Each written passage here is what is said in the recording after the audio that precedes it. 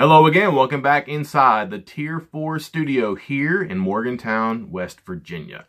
For 24/7 Sports, I am Mike Casazza. It is Friday, which means it is time for the 4-minute offensive. If you are not familiar, where have you been? And I can't stop the clock and bring you up to speed because I have just 4 minutes to cover a couple of topics that are relevant, maybe even critical, for West Virginia's football team. This is our review preview video pod. We discuss the current events of WVU. We look ahead to the future game.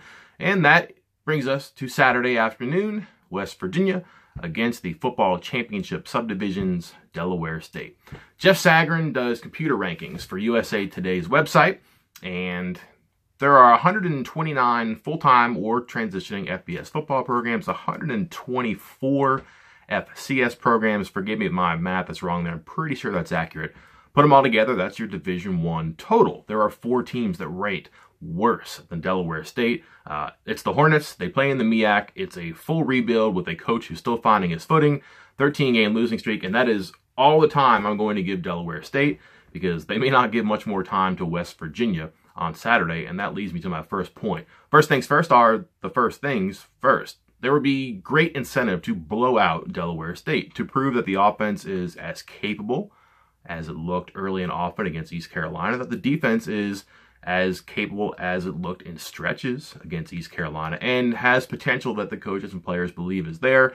If you don't plan on playing your starters a whole lot, especially in the second half, then those first few possessions, the first quarter, finishing the first half, very important for both sides of the ball. Heck, all 3 sides of the ball. Let's see if West Virginia can start hot on offense as it did against East Carolina, which it did not do against Virginia Tech. So whatever changes, whatever adjustments happened between game 1 and 2, it worked.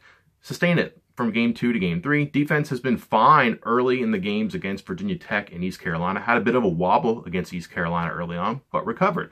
Let's also talk about how long the starters play. West Virginia is paying Delaware State $500,000, the very same amount it paid Youngstown State last season.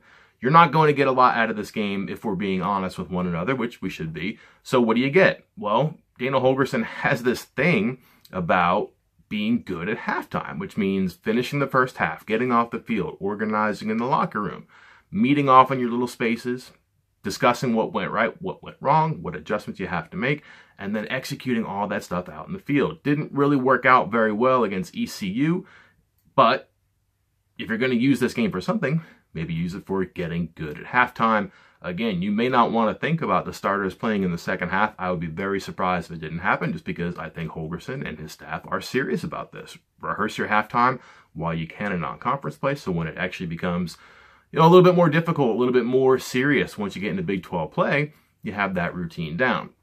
Let's also talk about last chances for some people. You're at the point of the season where maybe you consider red shirts.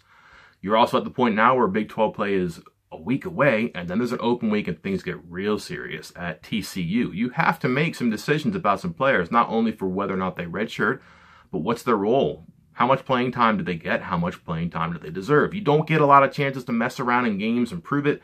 West Virginia's backups, especially the offense, had a chance against ECU. Did not turn out as well as the coaches or certainly the players wanted. You're not going to get many more opportunities to do that inside the Big 12. Maybe against Kansas, but I think West Virginia would rather have the cards shuffled and arranged the way that it wants before that game.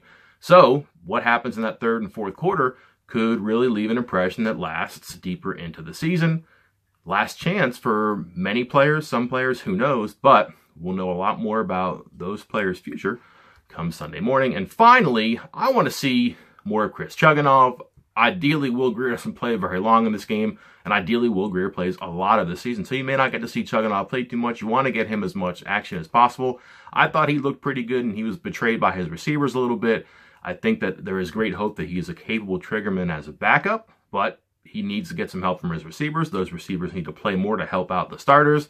If he can get in, if he can play 2 full quarters, maybe a quarter and a half again, and if his receivers can catch the balls, especially the ones that are in the end zone when they're open, well, certainly you have a lot more faith in your backup and maybe those reserve receivers as a whole. I'm out of time, so that is all I have for you today.